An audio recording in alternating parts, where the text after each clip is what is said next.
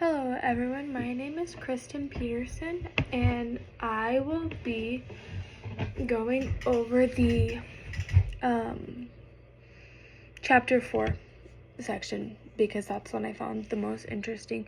And what originally attracted me to this whenever I was getting ready to decide which one I wanted was that it was like labeled and talked about it being about life.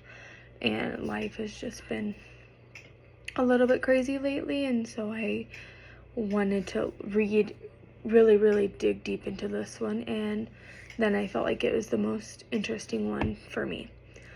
So the first thing I want to talk about is like the consequences of socialization, and that seems to be like a big one. Because obviously there will always be consequences for everything we do. So like some of the consequences that this chapter specifically talked about was being able to establish your self-concepts, create the capacity for role taking, creates the tendency for people to act in socially acceptable behaviors. To me, that's a big one because I feel like everybody needs to know which type of behavior that you should be exhibiting in certain circumstances and a time and a place for it. Okay. And so then the most important thing I took away from this was being able to learn about the many different agents of socialization. Those were probably the most important topics that I went through and found in this chapter. So I'm going to dig a little bit deeper into those the 5 of them. So first I'm going to list off the 5 of them. There's media, family, religion, school, and our peers. Okay, and now I'm going to really dig deeper into all 5 of them individually. So the first one is media. This is important because it's like the most important agent in socialization. Like television plays a huge important part. Being able to receive messages through books, newspapers, the internet, influencers on social media, those types of things. So that's important because now everybody uses social media and that's where everybody gets their information from.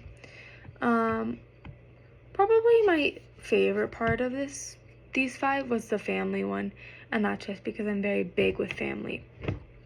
And I think that families play a huge important role in our education in our lives. So the family one talks about teaching children norms and values in their cultures. There are multiple ways kids can do this from their parents and their friends and their sisters and their brothers and their aunts and their uncles, Okay, so the next one is our peers.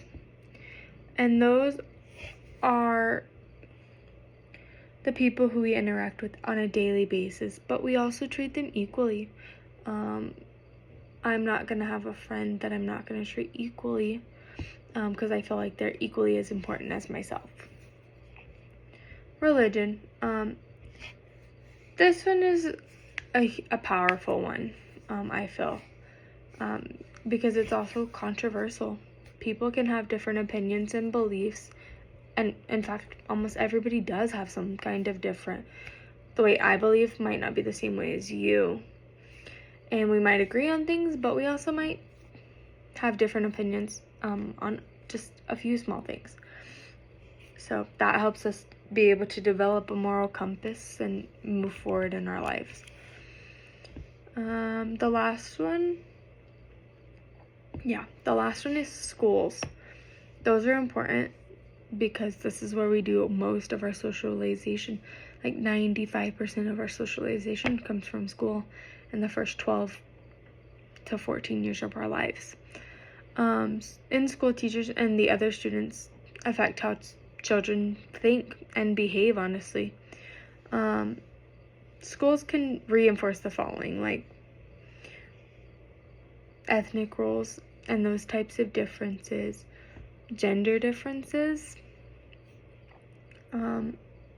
social class distinction, which we might not think it's a huge thing, but it really is. In the schools, if I make no money or less money, then we're classified over here where nobody really wants to be. But if we're rich and we make all this money, we're on this side. So anyways, that's my chapter. So thank you for listening. And again, it was chapter 4.